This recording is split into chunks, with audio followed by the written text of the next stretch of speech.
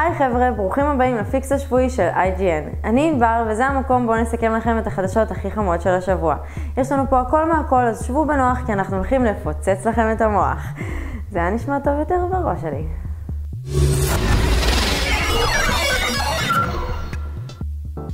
התגעגעתם למאסטר צ'יף? מייקרוסופט הכריזה כי הילו 5 גארדיאנס יצא ב-27 לאוקטובר.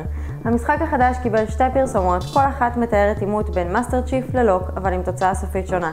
האם זהו סופו של הצ'יף? כנראה שלא. אלא אם כן למייקרוסופט יש תוכנית איך להדוף המוני מעריצים זוהמים שהציפו אותה סטייל דה פלאד. ההרחבה הבאה של הרדסטון, שנקראת Black Rock Mountain, יוצאת ב3 לחודש, היום. יחד עם ההרפתקה יבואו 31 קלפים חדשים, מתוכם 5 אגדיים. חלקם די מטורפים, כמו קלף אחד שיהפוך אתכם לרגנרוס. כן, אני רצינית, זה קיים. תאריך השחרור של ההרחבה נופל על ערב פסח, אז תחשבו על רעיון מקורי איך להבריח את הטאבלט מתחת לשולחן הסדר מבלי להתאפס. ויקינגים מחודש לעונה רביעית. הסדרה, שאחד מכותבנו קרא לה הדבר הטוב ביותר שיצא מערוץ ההיסטוריה, נמצאת כרגע באמצע העונתה השלישית וכבר קיבלה חידוש לעונה נוספת. אני אישית נורא רוצה לראות עוד עונות ממנה, וכרגע נראה לשמחתי שהיא יותר ממספיק פופולרית בשביל שזה יקרה. האמת, לא בדיוק מפתיע. 1 באפריל מאחורינו, ואיתו המתיחות המרושעות שלנו מבין השאר. לכל אלו שציפו לסרט נוסף בסדרה בחזרה לעתיד, צר לי לאכזב, אבל וין דיזל לא בעניין. למרות זאת, יש גם חדשות טובות. כמו בכל שנה, לא כל החברות החליטו פשוט לעבוד על המעריצים. ריוט, מפתחי ליג אוף לג'נדס, החזירו את URF. זה חזר חבר'ה, ולקח לזה רק שנה של תכנונים ברדיט.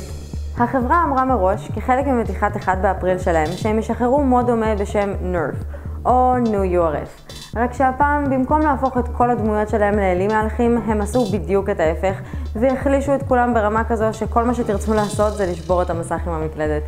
ברגע האחרון הם הודיעו על תקלה, ושחררו גרסה מחודשת של URF במקום, והפורומים שלו קרסו.